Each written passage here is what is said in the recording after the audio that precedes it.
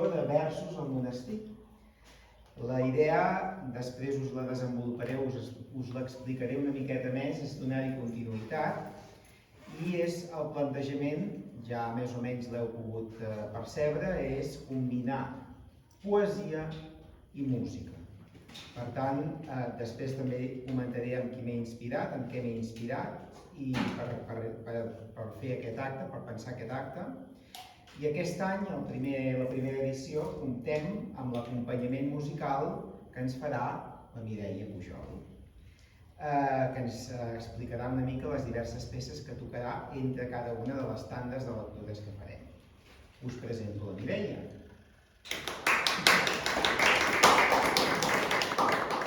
Música, paraula i comunicació han estat sempre presents en la vida de la Mireia Pujol. És una persona amb un fort lligam amb la cultura i amb la llengua catalanes.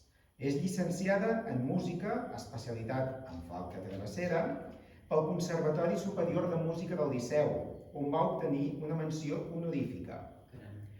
Com a instrumentista ha col·laborat en concerts de música de cambra i ha format part de diverses agrupacions com l'Orquestra de la Universitat Politècnica de Catalunya i la Banda Simfònica de Martorell, on en va ser membre 22 anys.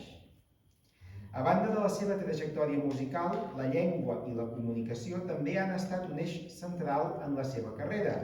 És diplomada en Ciències Empresarials i té el màster de professorat i el C2 d'anglès, el Proficiency. Això l'ha dut a treballar tant en el sector empresarial com en l'àmbit de la docència. Ha impartit música i anglès, tant en escoles de música i d'idiomes com en centres d'educació primària i secundària. Actualment exerceix de professora d'anglès en un centre d'idiomes i ho combina amb la divulgació i la creació de contingut a través d'un canal de YouTube que us recomano de visitar.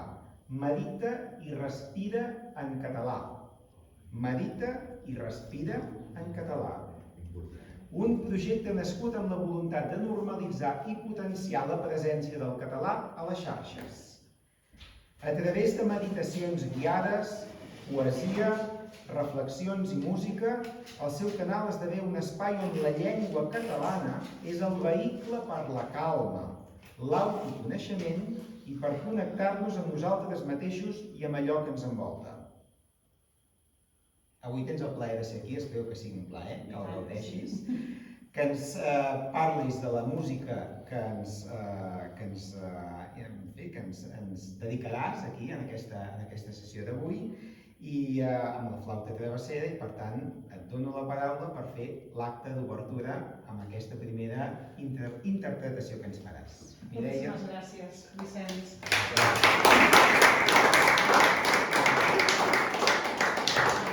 Hola, molt bona nit. Estem molt contents i molt satisfets de poder estar aquí avui. Moltíssimes gràcies en aquest sentit, Vicenç, per convidar-nos-hi. El Joan també, que és el conservador d'aquest espai, per cedir-nos-el. I la veritat és que no m'esperava aquesta meravella enmig de la natura. És realment preciós i a més poder formar part d'aquest inici, d'aquest que segurament el Joan tenia ganes de poder-ho posar en pràctica, poder ser l'obertura d'aquest cicle de música i poesia que es comença avui aquí i que, si Déu vol, espero que això tingui continuïtat perquè, a més, l'espai es presta i la companyia també, doncs, la veritat, estem molt satisfets d'estar avui aquí.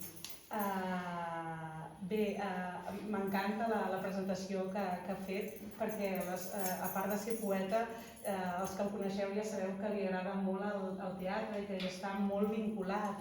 I realment, quan un poeta, a més, està vinculat a la part artística, a la part del teatre, es nota tant, segurament quan llegeixis les teves poesies, en aquest cas, això es nota i s'agraeix també per la part de les persones que ho rebem. I sí, avui, com molt bé ha dit el Vicenç, s'estructurarà aquest acte amb una obertura musical, després hi haurà una tanda de lectures, una segona peça d'intermedi musical, una altra tanda de lectures, una tercera peça d'intermedi musical, una altra tanda de lectures i la cloenda. Per tant, per part meva faré un inici i un final i 2 intermezzos, com aquell que diu. Per obrir el recital d'avui us tocaré com a primera peça una dansa que ja veureu que és suau, és ondulant i porta per títol Siciliana, de Gabriel Fauré. Gabriel Fauré és un compositor francès, com podeu veure pel nom, que és de tombants, del segle XIX al segle XX. I és curiós perquè va compondre aquesta peça, jo no sabia com es deia això, em va dir, és una peça com a música incidental. Potser vosaltres ja ho sabeu el que és i del món del teatre potser també, però música incidental vol dir que és una música pensada per acompanyar al llarg de l'obra de teatre, sigui en un espai per fer com a música de fons, i Fauré va compondre aquesta melodia que us tocaré per l'obra de teatre que es diu El burgès gentilhome. I més endavant va fer una adaptació per flauta i piano, que avui no tenim el piano però us el porto amb l'ordinador, i jo us el tocaré la melodia amb la flauta. Ja veureu que és una melodia que és molt delicada, que ens convida a entrar en aquest recital com si d'alguna manera obríssim una finestra a un jardí tranquil, que de fet estem en un espai que és preciós i és una manera d'entrar en aquest recital com si ens trobéssim en aquest claustre que de fet ens trobem enmig del Lluçanès i bé, a veure si la gaudiu i us agrada.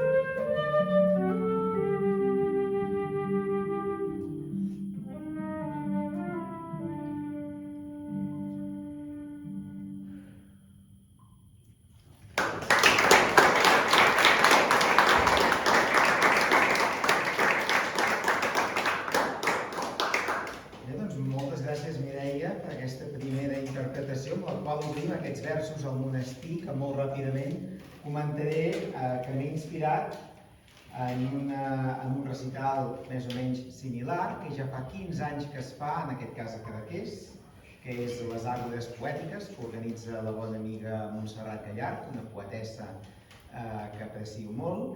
I bé, tenia l'espineta de fer-ho aquí. El Joan, moltes gràcies, ens en va donar l'opció i aquí estem encetant aquesta primera trobada de versos al monestir. La idea és convidar autors que ens vinguin també a llegir la seva obra i aquest primer any doncs, comptem amb el Marc. El Marc Freixas, que va néixer a Sant Pere de Riudebitlles el 13 de gener del 75. És un poeta destacat certament per la seva expressió en vers lliure, també ara comentaves poema en prosa, i per la seva capacitat de fer combinar la poesia i la música. Ha publicat 6 llibres de poesia, algun d'ells ha servit també per col·laborar amb el cantautor Albert Gámez en el disc Música d'amor i silenci, que adapta alguns dels seus poemes al llenguatge musical. També ha musicat altres poemes, com ara A Catalunya, el meu país, per al disc 7 voltes rebel del Cesc Freixas, i el poema Anem amunt pel disc A4 de Joan Blau, poema musicat que va quedar entre els 25 finalistes seleccionats per Lluís Llach per al premi, el 15è premi, en aquest cas Miquel Martí i Pol del celler Vall i Llach.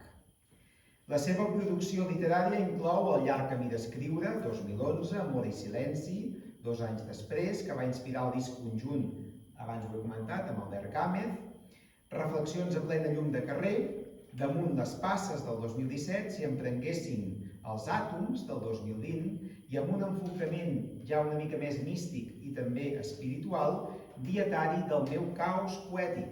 Sort en tenim dels caos poètics, del 2024. Els seus poemes aborden temàtiques com l'amor, la crítica social, la identitat nacional i l'espiritualitat. I les seves influències, doncs, Miquel Martí i Pol, Joan Vinyoli, Blai Bonet, estimada Montserrat Abelló i Walt Whitman. Em presento molt ràpidament perquè la majoria em coneixeu, a mi ja em coneixeu, soc en Vicenç Ambrós, de la Casa Nova del Grau, fa també força temps que escric, ja tinc uns quants anys al darrere, també. Alguns dels llibres estan aquí cedits també al monestir, per tant els podeu trobar i llegir també el web que tinc, que és www.bambe.cat, que a mi m'agrada qualificar-lo de calaix de sastre. Allà li encabeixo una miqueta.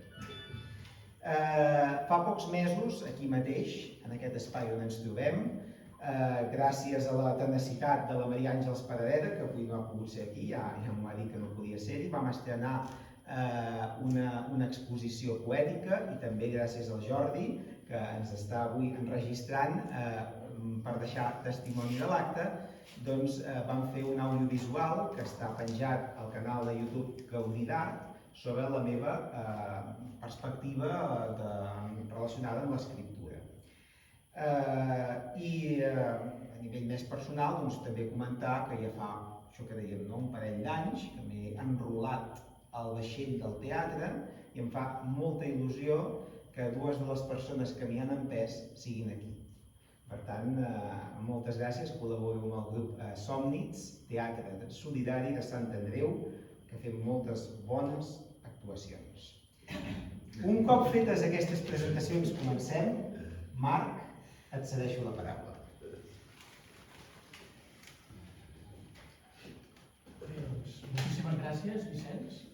I abans de començar m'agradaria poder dir que per mi és un plaer poder estar aquí, en aquest claustre, poder llegir aquests poemes, que per dir-ho d'alguna manera són poemes que remenant per casa dels meus pares, el meu pare va deixar aquesta vida per anar cap a una altra dimensió, que m'agrada dir-ho així, de vida, el 10 de novembre de l'any 2016, però fa poquet amb els meus germans vam anar a casa a mirar coses que teníem encara per allà i vaig trobar una carpeta que que ell, molt cuidadosament, la tenia guardada que posava poesia a marc. I jo vaig pensar, escolta'm, això ho hauria de recuperar, ho hauria de guardar com un tresor.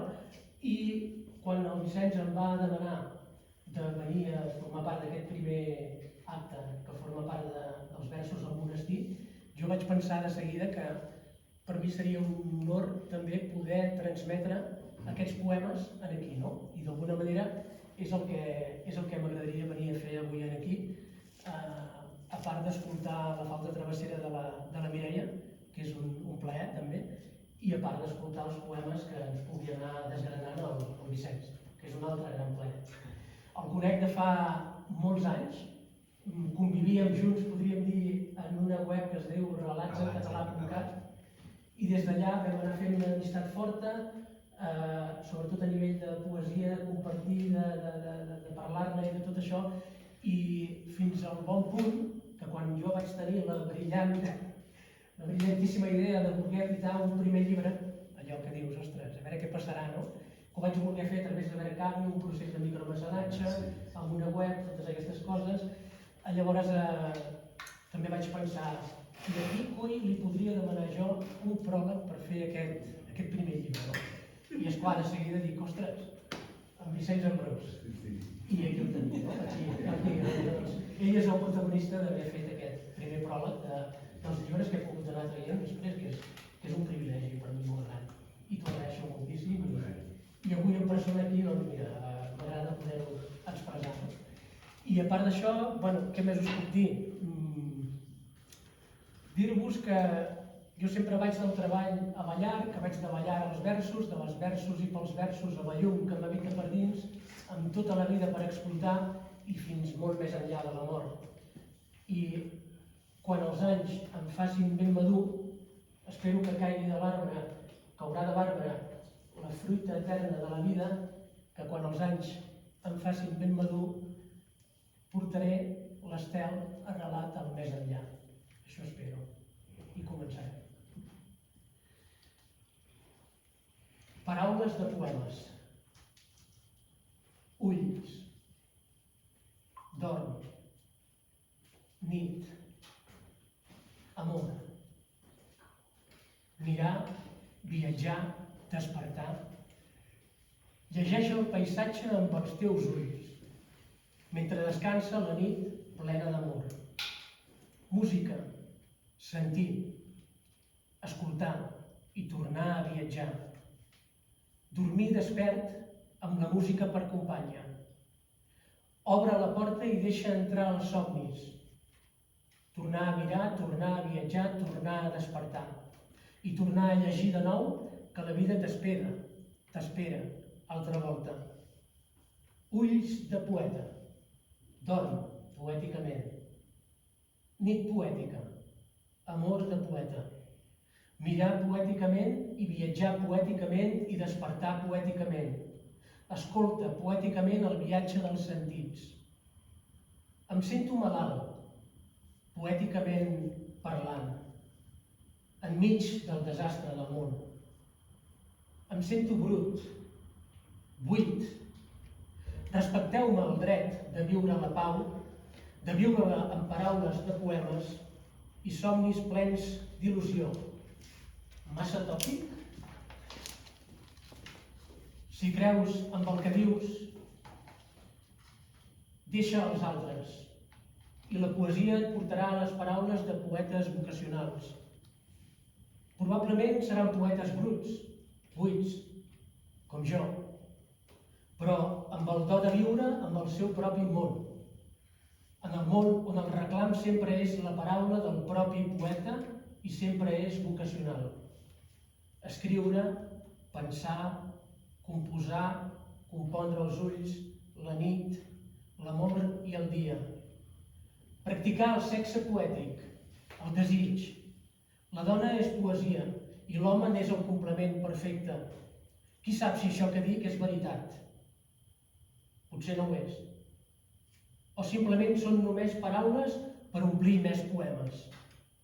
De fet, el pur plaer d'escriure és incontrolable, ara mateix. I no pararé de fer-ho, no pararé de fer-ho.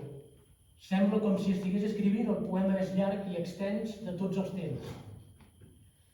I ara que ho recordo, en una ocasió ja ho vaig escriure en un antic paper.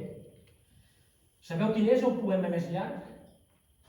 És aquell que fa veure que s'acaba, que encara que duri fins aquí, jo sé que encara no acaba i segueix endavant. Sempre endavant. I de fet continua, i no para, i l'alimento amb el menjar més poètic que existeix, la paraula. Els ulls, el dormir, la nit i l'estimar, el mirar, el viatjar, el despertar, llegir un paisatge amb els propis ulls, descansar amb la nit plena d'amor, musicar el poeta, sentir els poemes, escoltar el viatge poètic de les paraules en el llarg i extens poema, reviure instants rítmics de cada vers en paraules de poemes, tendresa, dolçor de sucre i de mel, records, enyorança, mescla de tristesa i felicitat, poema de sentiments. Repeteixo, paraules de poemes.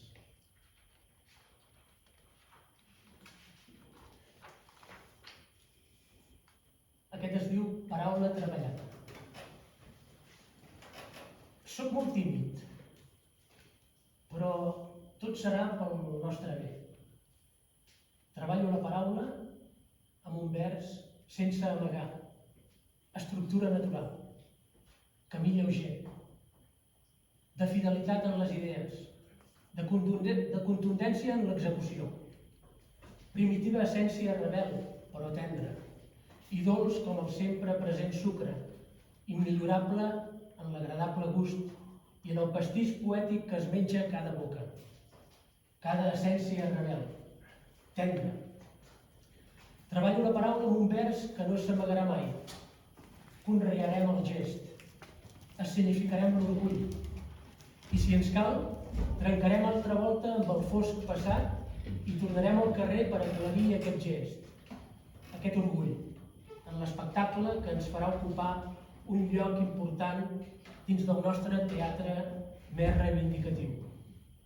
Encara que jo ho reconec, soc molt tímid, però tot serà pel nostre bé. La quietud aquella que esborra el temps, el pas dels anys, la tristor de les hores grises, de moments que no es fa res però que es pensa en tot, i tot serà pel nostre bé. I encara que reconec que sóc molt tímid, treballo la paraula amb un vers que no s'amaga.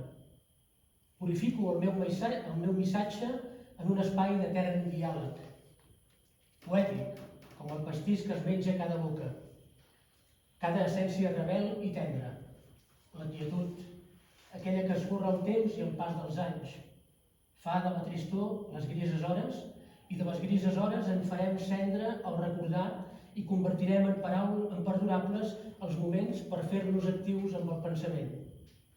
Reconec que encara sóc molt tímid, però tot serà pel nostre bé. Trencarem altra volta amb el fosc passat i tornarem al carrer per aclarir el gest conreat, l'orgull escenificat, en l'espectacle que ens farà ocupar un lloc important dins del nostre teatre més reivindicatiu. Paraula treballada. Vers sense amagar. Gràcies.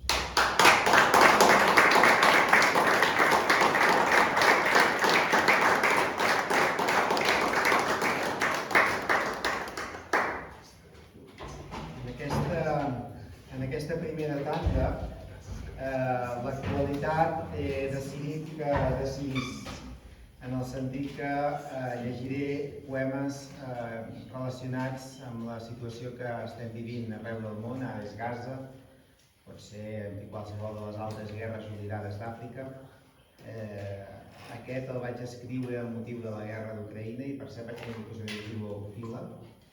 Hi ha una citació d'una estimada poeta d'aquí al Lluçanès, la Teresa Ribera, del seu poemari A cops de mall, que diu la citació: avui ha mort la innocència on són els nens del món. El poema es titula De perversions i guerres. Parlen d'acords, de consells, d'equilibris, de riscos, d'amenaces, d'invectives, de camàndules i de banys de masses. Un sol error pot gabanyar la calma.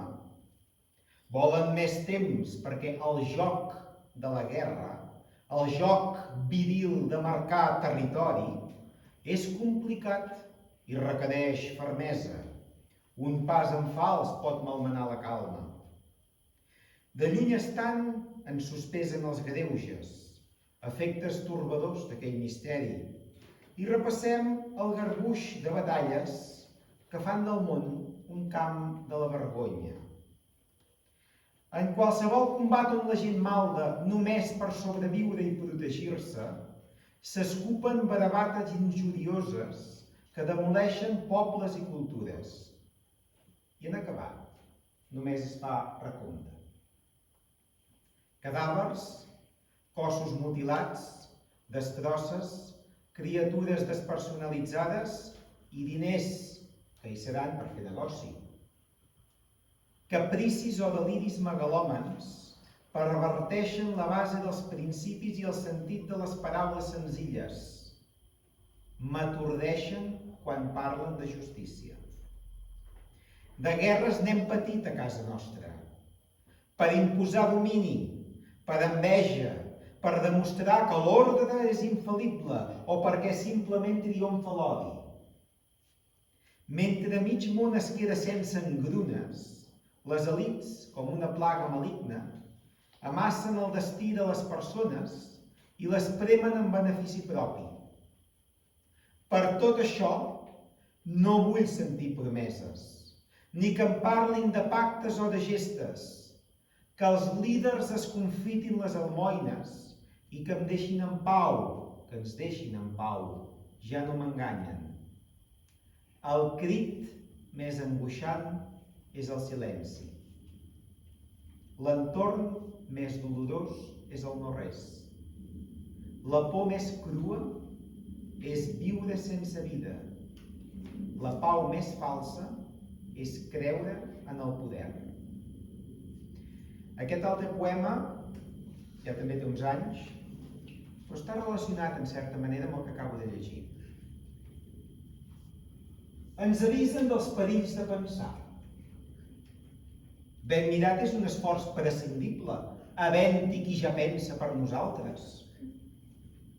A més, tenim diversos maldecaps, entre deutes i pretensions d'origen comparatiu. Som aus domesticades, de corral, i només sabem queixar-nos quan és buit el pom o l'abeurador. Rere el filat i lluny de les guineus, vivim immunes a les estadístiques i amortallats en la comoditat d'un sistema perfecte i ergonòmic, basat en una fórmula ancestral per atreure i reciclar els impulsos de qui pretenia canviar-ho tot i ara pensa i decideix per nosaltres. I el tercer poema, que és molt més curt, també en aquest context, diu: hissem banderes de lluites fàcils, inabastables, paradigmàtiques o intranscendents, i sense admetre ni voler entendre que la gran lluita rau en conviure amb la certesa que tot fineix. El malefici de l'esperança és que empodega tota la força del mentrestant.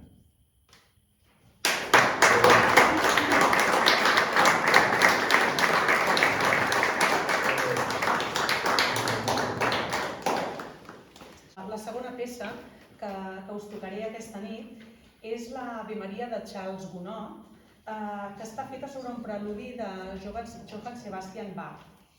Aquesta Ave Maria és una col·laboració que trobo que és molt màgica perquè està feta per dos compositors que els separa un segle de diferència. Tenim una peça de Bach, que és el preludi número 1 en do major, I un segle més tard, Gounod agafa aquest preludi i li posa una bella melodia a sobre. Com sabeu, un és barroc i l'altre és romàntic. I la superposició d'aquestes dues estructures, que m'atreviria a dir que són perfectes, tot i que la perfecció no existeix, fa que sigui una peça molt emotiva, com si fos una oració feta música, com si fos una pregària suspesa en el temps. A veure si també, quan l'escolteu, teniu aquesta percepció de màgia, que a mi almenys em desprèn.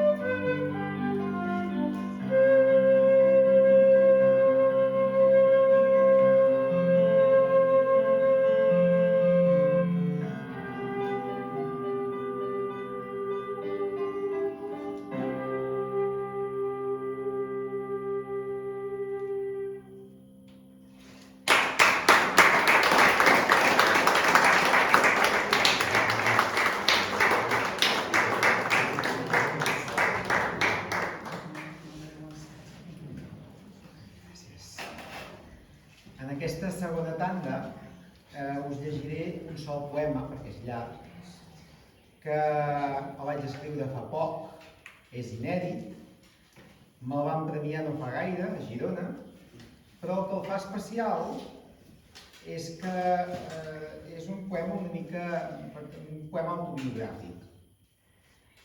Parlo de la meva relació especialment amb el teatre. A l'institut i ara. Han passat més de 20 anys, hi ha un lapse de temps. Per tant, aleshores com el vaig viure i aleshores avui com el visc. El poema és llarg, però el títol és curt. Es titula Acció. Al mig de l'escenari, quan s'encavalquen ombres, comença l'aventura de forjar un altre món. Ni gestos ni paraules no són els que em pertanyen, sinó que es corresponen amb el d'un ésser nou. Camino sota els focus, i ara ja no recordo els nervis que em traïen quan feia el primer pas, la veu que em tremolava, la fressa que sentia, les frases complicades, la por de quedar en blanc. Llavors m'afigurava que no tenia taules i que mai no en tindria per manca de talent. On altres destacaven en qualsevol faceta, jo només feia riure per l'aire bufonesc. Sense dons específics, els esports m'enutjaven. M'omplien unes lletres de l'any de la picor. Era un nen solitari que solia amagar-se i que, entre més defectes, parlava papissot. Idolatrava l'èxit i tenir bona planta, per bé que em reprimia i em feia fonedís. La joventut inflama desitjos malaltissos i anhels que sabotegen un tortuós camí. Llavors vaig aparcar el teatre per dedicar-me a escriure i cursar una carrera que em fes quedar mig bé, perquè això m'importava, saber que em valoraven amb la vital tendresa de mantenir una fe. Ara no miro enrere, visc una calma dòcil, si bé noto fantasmes que sempre seran vius. Intento convertir-los en còmics personatges per mofar-me dels somnis que es van burlar de mi. Si vull fer comparances, malgrat atzagaiades, no tinc dret a queixar-me de res ni de ningú. He seguit fil per randa consells que em convenien i he respost negatives per no deixar cap buit. Tant de bo que entre el públic i fos també aquell jove que retenia angoixes i escudrinyava endins, tancat en el silenci, baquetejat pels dubtes i perdut en paratges que eren un paradís. Llavors no m'adonava que el món imaginari era un espai salvatge sota el cel de la llar, una illa immarcessible que es va enfonsar de sobte en un mar de dilemes mentre jo em feia gran. I vet aquí un dia, cansat de la rutina, vaig tornar a disfressar-me d'algú que no era jo.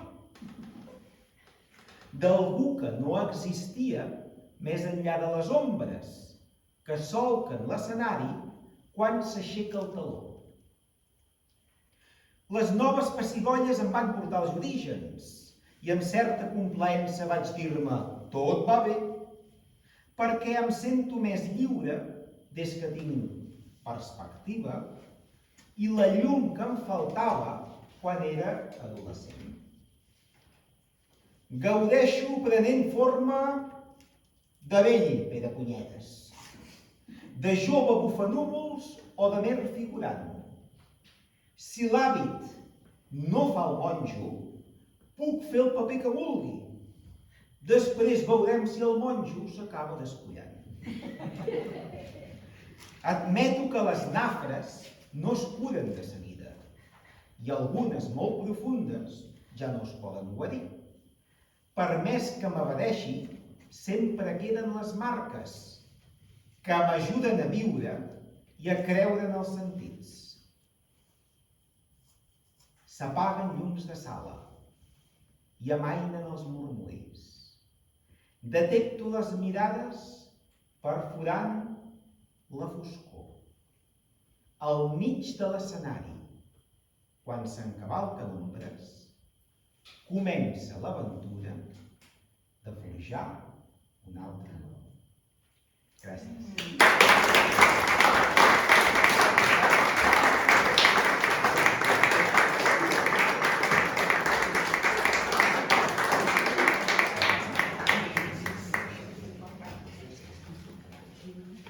Molt bons, poemes.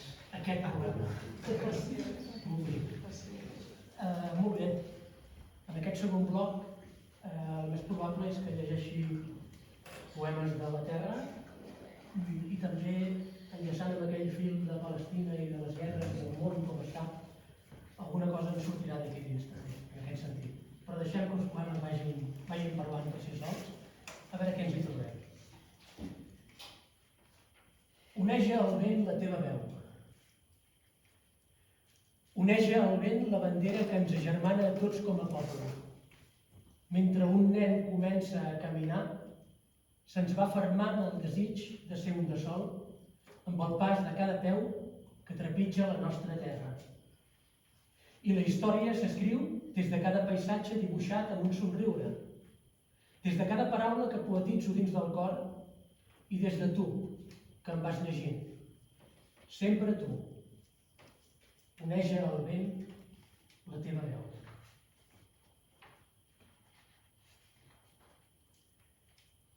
Espera, que ara m'he fotut un lío. Estic buscant el què. Això ho tenim aquí. No, aquest no és el que jo anava a buscar. Jo anava a buscar... Al Marc li agrada molt les coses orgàniques. Això és tan orgànic que pot fer un llibre de vegades del riu surt un caos i del caos un poema. Beneït el caos. Beneït el caos, no? Beneït el caos. Va, a Palestina i al món. A la meva manera, però a Palestina i al món. La pressa de la gent camina damunt dels vidres, tallats sense cap mena de delicadesa, estructurats de manera indiferent per la mala actuació dels que diuen que ens representen, fent ús de la força desmesurada i fent ús de no sé quins pecats. La carn al carrer sembla que no té final. Ara hi ha qui es disposa a tremolar mentre la càrrega cap a tu o cap a mi és salvatgement premeditada i assenyalada. Recordo quan el temps, el món, em demanava consell per dins de l'ànima i jo, amb la veu enfortida, responia que tot era possible, que tenia solució i que fins i tot arribaria el dia en el que les armes deixarien d'existir. Malauradament, la guerra entre ètnies i cultures ens segueix dirigint la vida des d'un rellotge que marca només les hores de tristesa, que mai s'atura. I per això ens arriba el poema de guerres. Qui ha gosat dir que no ets digne per ningú? Les males bèsties que, sense especificar-ne la raça, han volgut destrossar els colzes mentre llegia el nou poema que donava vida a aquesta composició abstracta plena d'acidesa i no digerible, faltada de llum natural i plena d'energia artificial. He contestat molt enfadat. Qui ha manat fer guerres en nom de Déu? La por de la no vida, la tristesa de saber-se morts i no poder fer res per la pallissa descomunal que els toca la pròpia pell, malmesa, extravia extraviada per mans assassines que només ignoren uns fets inesborrables en la memòria, ara pertorbada de silencis dictatorials i fent encara més mal a la ment de qualsevol innocent. He contestat amb impotència. Qui ha gosat? Qui ha manat de fer el poema de guerres? Amb avidesa diré que ningú té dret a demanar res a canvi de res. Jo, delerós per tot el mal que trepitja el dret a ser, només demano restar punts a tots els que maten i fer venir la felicitat de manera eterna per apaivagar aquesta estúpida tristesa insuportable. He contestat amb una mica d'esperança.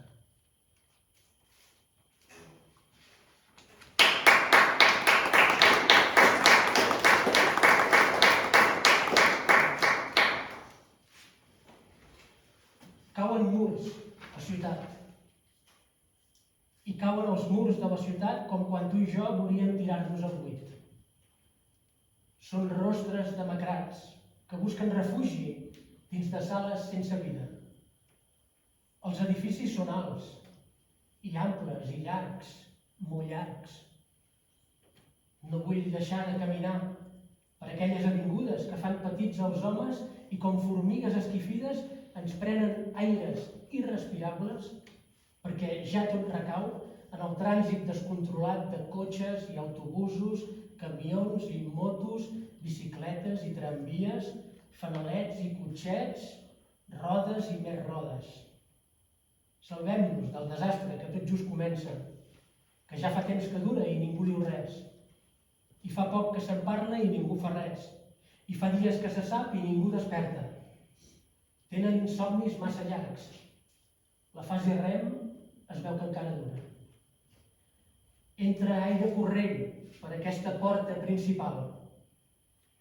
Entren els nens a l'espectacle del circ de la ciutat i els pares els somriuen i no els expliquen res, perquè fa por tenir-ne cura de veres.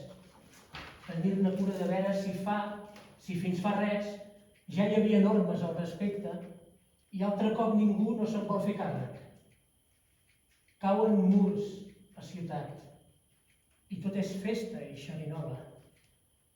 Se sabrà tot, tard o d'hora, i pagaran justos per pecadors, sense discussió ni mala fe, ni mala llet i molt d'amor.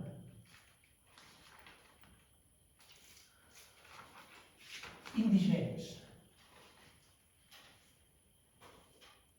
Per la punta dels dits, ara brolla una paraula que recorda antics camins. Destí. Esperem la llum més viva de la lluna mentre els gossos de l'hivern borden sense descans en la boira espessa d'aquesta nit empobrida. El rostre, tacat amb sang, és la memòria perduda de nosaltres. El desengany ens pren i emprèn del poema com el fred imprevisible que consumeix vides innocents a qualsevol espai obert i sense sostre. Tanmateix, sense un rostre proper que l'identifiqui. Gràcies.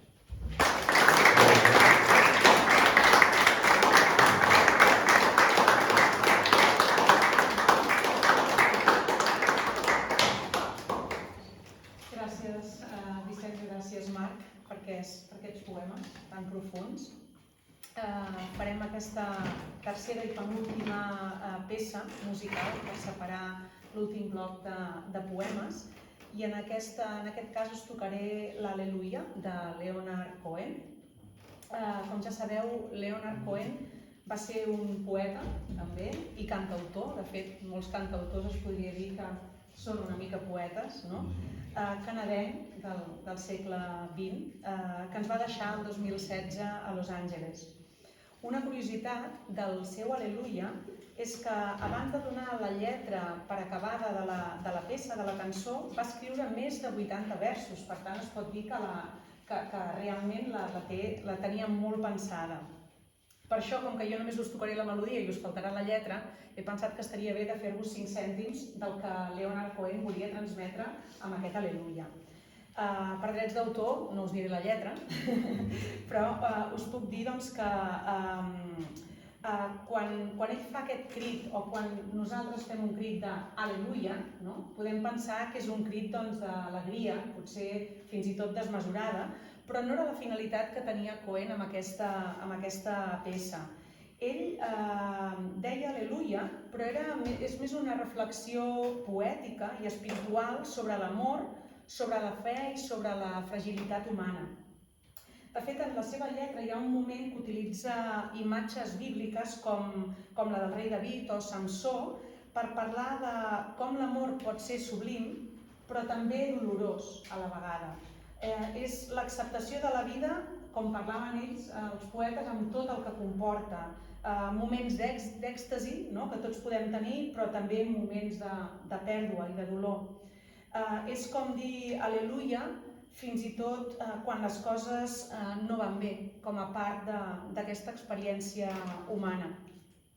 Podem dir que Cohen, amb aquest Al·leluia, volia transmetre la bellesa i la llum que sovint conviuen amb aquesta tristesa i fins i tot amb aquesta fragilitat quan la persona reconeix que estima, també d'alguna manera es mostra fràgil, que s'equivoca, que pateix, i això també genera una mena de bellesa especial perquè és com més autèntic i més humà. Així intentarem, si més no, celebrar aquest Al·leluia de Leonard Cohen amb aquesta capacitat que tots tenim de trobar sentit, de trobar connexió i fins i tot una certa pau enmig de les nostres caigudes o recaigudes i imperfeccions per celebrar no només quan tot va bé, sinó també per acceptar i agrair el que aprenem quan les coses van mal dades. Desitjo que gaudiu d'aquest Al·leluia.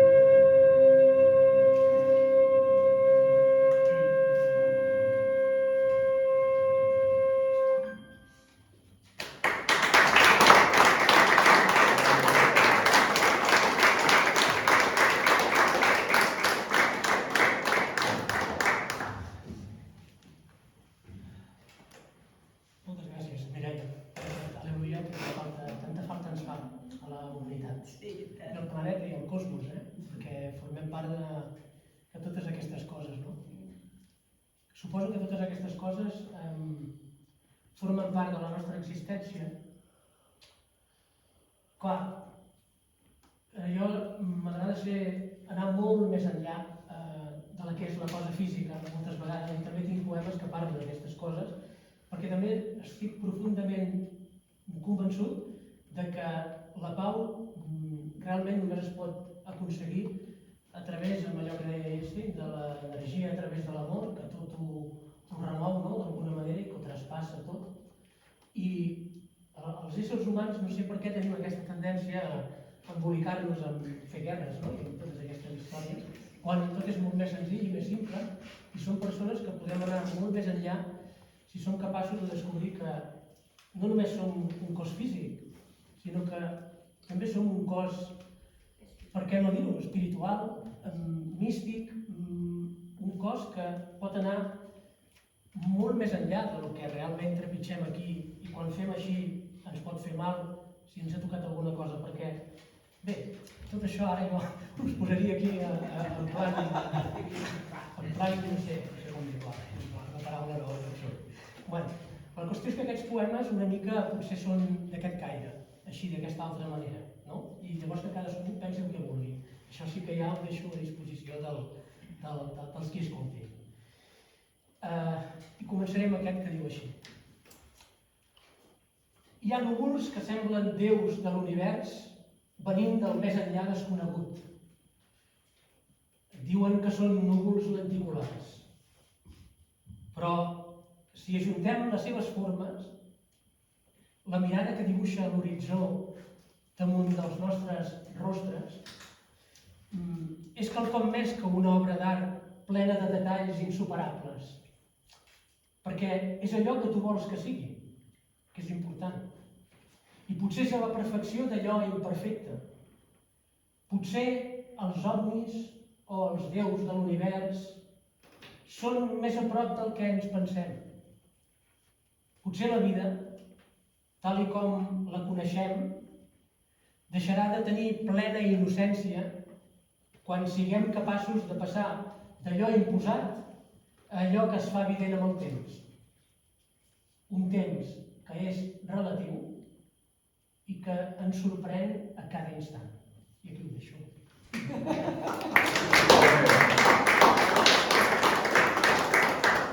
Encara no es fa perquè el plan filosòfic continua. I diu, saps? Com si no ho hagués dit jo, que ho vaig escriure i dic, això he escrit, hosti, què és això? No sé si us passa, eh? Sí, passa. I diu així. Pel cap baix, els laberints de la memòria porten poemes matemàtics, fotografies que van del blanc i negre fins als colors més vius i cridaners. També porten unes quantes radiografies que semblen equacions vitals i exactes mostrant interioritats genètiques diverses. Tot es resumeix a saber, permanentment, que som un record etern gens temporal d'ingenuïtat. Aquí us ho deixo.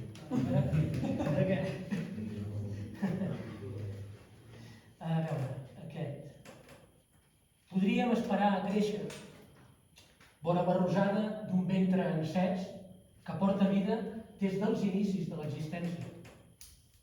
També podríem posar-nos a parlar de la tendresa que provoquen les paraules, després de l'esclat d'emocions incontrolables. I després, fins i tot, de les explosions d'alegria que barreja els instints de la creació amb la necessitat de protegir-nos en aquella abraçada infinita de l'amor, de quan la mare petoneja la petita bellesa que més tard es farà immensament gran. I serà plena d'humanitat o una mena d'humanitat líquida, oceànicament imprescindible. Podríem esperar a créixer amb totes aquestes coses precioses lligades al ventre encès de la vida d'una mare. Aquest ja és una mica més seriós. Aquest parlo del meu pare, Aquí, a veure. A veure, encara no sé com ho arreglo, això, No, des d'aquí, ell entén perquè ja sap com era. O sigui que... Pare, ets el dia a dia i les coses de les paraules. I les coses que s'ajunten per fer vida. I una inacabable maduresa que aconsella amb la mirada de llenguatge imprescindible. Pare, el dia a dia es fa etern al teu costat. I mai deixes de gronxar-me el pensament. I te'n fas present des de la primera llum de néixer. De quan tot és per sempre batec persistent. I el record és immutable en el temps. Ets la raó i el motor i totes les coses, i les paraules, i la vida, i l'exemple, i la primera llum que em construeix i em configura per dins i per fora.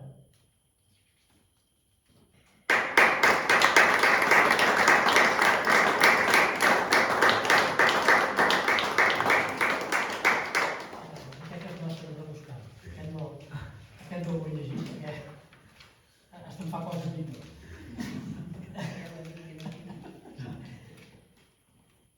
Cuida la paraula a la teva manera i prescindeix de les falses esperances de qui no accepta la diferència d'una poesia de carrer imprescindible. Protegeix-te dels amors impossibles. Protegeix la paraula més teva, des del far lluminós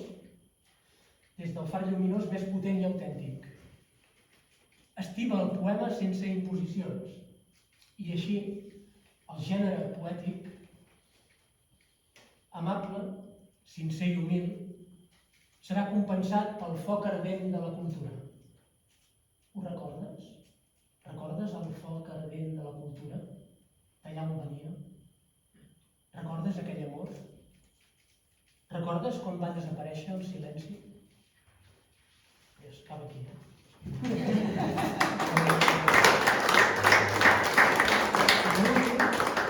Per últim us llegiré un poema que feia molt temps que quan el vaig trobar vaig pensar, ostres, m'agradarà compartir aquest poema, no? I diu així, m'avinc a retrobar amor en el carrer de la proximitat, que dels teus ulls en faig mirada eterna, de la teva boca menjar per viure, del teu cor batec que neix. T'estimo a tu i a l'altre, i fins i tot a qui no em vol bé, per por, que no aconsegueix desfer-se de tot allò que manipula els nostres dies. Desitjo que facis una passa endavant. Desitjo que estimis sense final, amb una romàntica llibertat desmesurada. Ja saps que m'avinc a retrobar la paraula amor en el carrer dels poemes de la proximitat.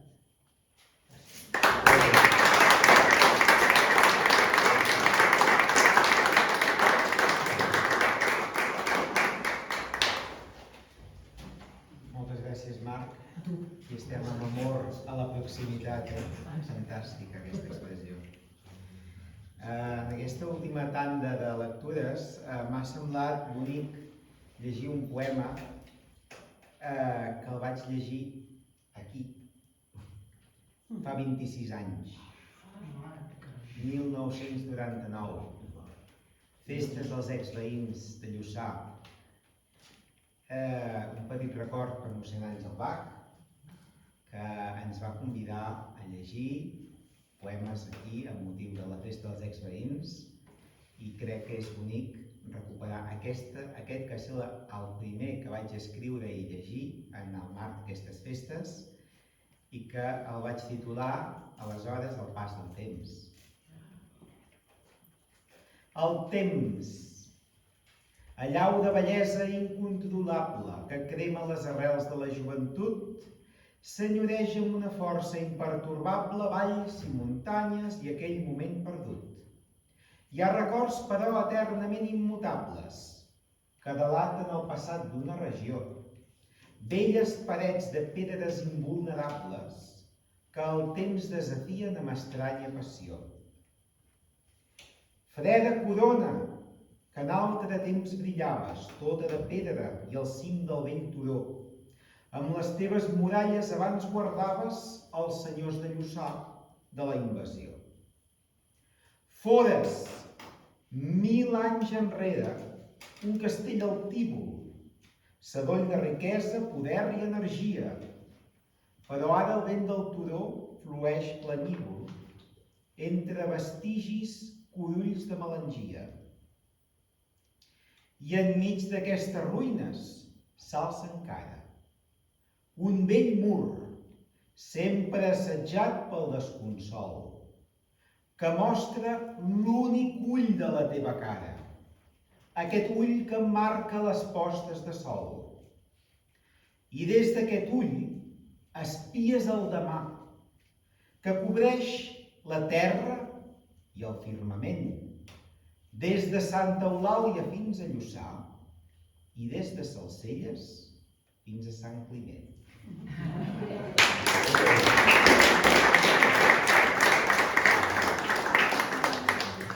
Aquest altre poema és més recent, però em porta a quan jo era molt petitó. Fa 2 anys es va morir un pi enorme que hi havia al pla de sota de la Casa Nova del Grau. I aquest pi era on la iaia Núria em portava allà quan jo era molt petit i em feia ensumar les herbes menudes, la sajolida, el timó. I quan aquest pi es va morir, vaig escriure aquest poema. Un gegant ha mort. Arrels molt profundes, consumint-se a poc, fullaraca i bolets de soca. L'escorça reinosa s'obrirà de bat a bat per acollir els insectes. Sota el terrer endurit, les galeries venoses transformaran la vida. Els peus, turgents i forts, esdevindran el substrat d'un nou tapís tel·lúric. Avui, arreu del planell, hi brosta una fillada de capes de boscatge. I jo, ridículament antropocèntric, espremo el record esmunyadís d'un redol al voltant del pi, l'indret acolorit on aprenia el nom de les herbes menudes i l'olor de les coses senzilles.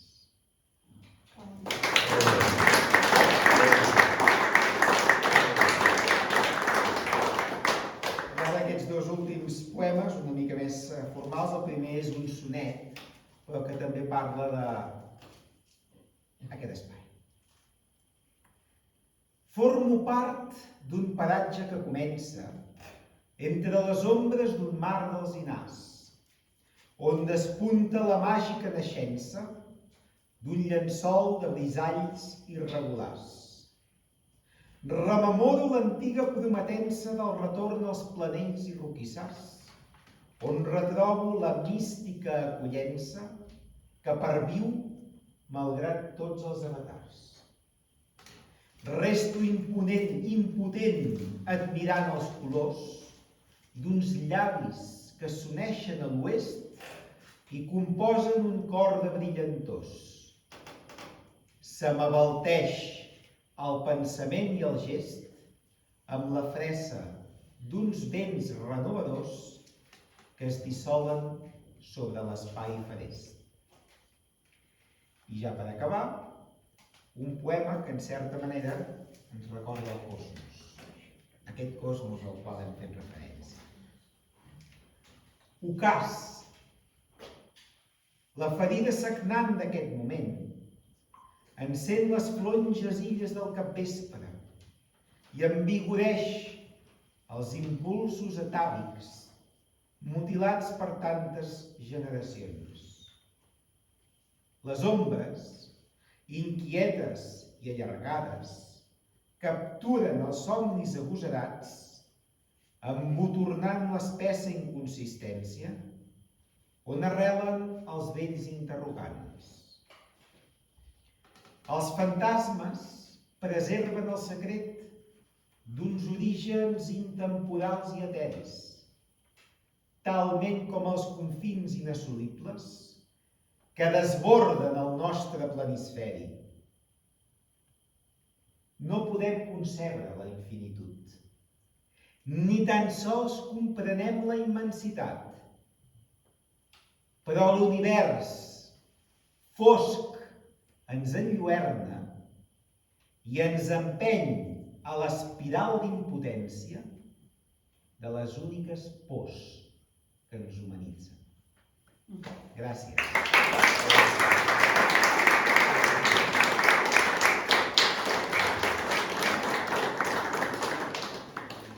Moltes gràcies. Estaríem aquí tota la nit escoltant-nos, oi? Doncs bé, per tancar aquest recital de música i poesia, us tocaré una melodia que forma part de l'ànima del nostre país, del nostre poble, el cant dels ocells, que ho parlàvem l'altre dia amb el Marc, perquè sempre, potser, no ho sé, hi ha gent que es pensa que l'ha escrit el Pau Casals, no? I allò anar buscant veiem que no, que és tant la lletra com la melodia són anònimes i estan fetes de fa molts anys enrere i han anat passant oralment de generació en generació. Sí que és veritat que va ser Pau Casals qui la va d'alguna manera immortalitzar i internacionalitzar. Ell la va fer volar arreu del món i va ser un símbol, i és un símbol de pau i llibertat, perquè l'acostumava a tocar com a avís amb els seus concerts, tot sovint per acabar, com a protesta davant de l'exili que patia l'Espanya després de la Primera Guerra Mundial.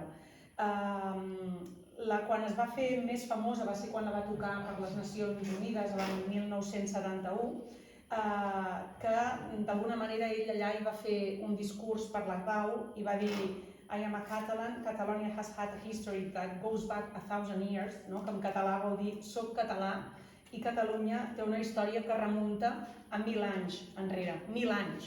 És a dir, Espanya no existia, França no existia, i nosaltres al segle X ja no es pot dir que existíssim com a país perquè no hi havia el concepte de país, però sí tots aquests trets identitaris que han arribat fins als nostres dies. Llavors, aquest discurs que el va fer arrel de la medalla que va rebre Pau Casals per la pau a les Nacions Unides va ser un moment molt emotiu de la seva vida i jo crec que de tots nosaltres com a catalans, perquè amb motiu de la pau d'alguna manera va ubicar Catalunya dins el mapa mundial i van saber que existíem. Ahir precisament hem vingut de la Catalunya Nord i cada vegada que veia el festival que fan a França en motiu del Pau Casals, que s'ha anat fer des de l'any 50 fins ara, veus tots els cartells d'allà a Prada com a Pablo Casals i dius, mare de Déu, per què li posen Pablo? I mirant-ho a través d'aquestes eines que tenim avui en dia com la intel·ligència artificial, que molts ens estirem els cabells de dir on anirem a parar amb la intel·ligència artificial, però amb altres coses és molt útil, no? I li vam preguntar a la intel·ligència, per què, si és Pau Casals, per què li posen Pablo?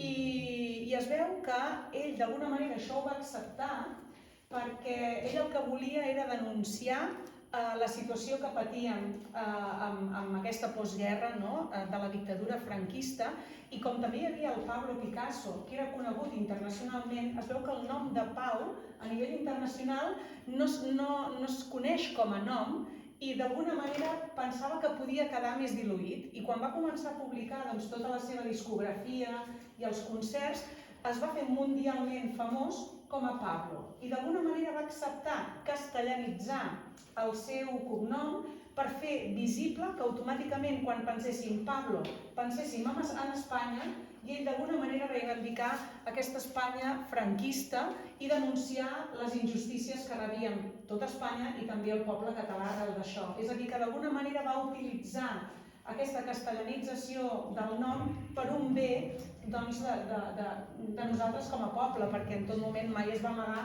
que era català, que venia d'aquí i defensava doncs, la nostra cultura i la nostra identitat. No? I bé, de fet, en aquell discurs, quan va dir que existíem des de fa 1000 anys, no? Parlaves d'aquest castell d'aquí, del segle X, no? Que és precisament l'època de l'abat Oliva, no?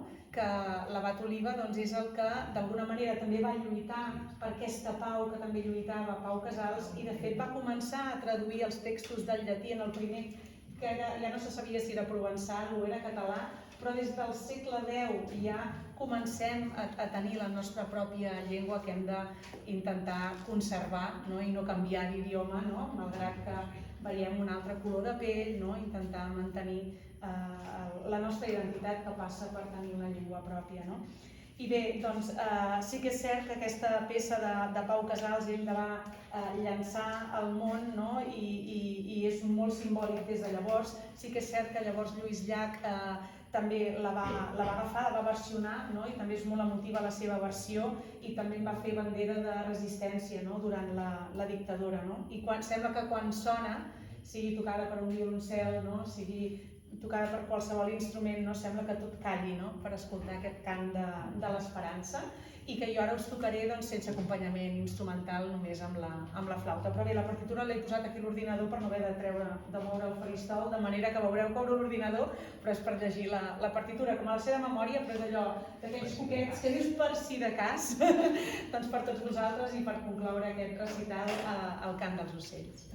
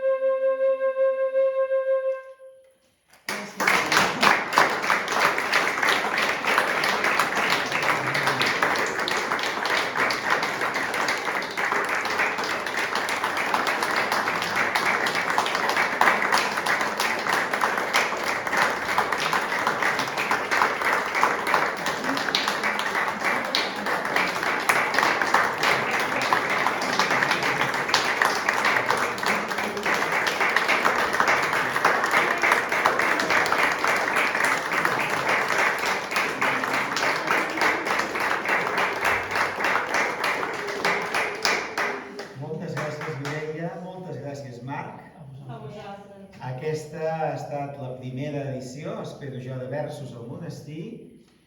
Espero que l'any que ve puguem reveure'ns i puguem continuar-ho, perquè crec que hem sembrat una llavor. Sembrar llavors és bonic. Hi ha un cosi per aquí que és per si algú vol fer alguna donació per aquesta seu, que era una taquilla inversa, però el més important és que hi trobareu llibres del Marc. Aquí al monestir també n'hi ha de meus perquè els he cedit, estan a disposició de qui els vulgui, i en tot cas, ara xerrarem aquí fora tranquil·lament. Gràcies per haver vingut i espero que ho hagueu gaudit. I tant.